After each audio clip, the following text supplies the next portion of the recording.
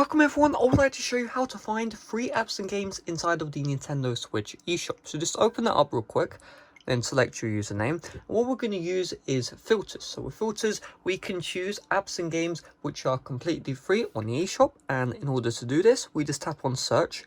And then you see right here, search by filters, just tap on price range. And it's going to filter all the apps and games by price. Just scroll down to the very bottom and you can see right here, free download. Just tap on view more and now you can see all of the free apps and games which are available to download on the Nintendo Switch. So you can see we have Fortnite, Rocket League, Apex Legends, Pac-Man, YouTube, etc. As you can see, all these applications are completely free to download. None of them will cost any money. So just for YouTube, this is not piracy. We're downloading free apps from the Nintendo eShop which are made to be free.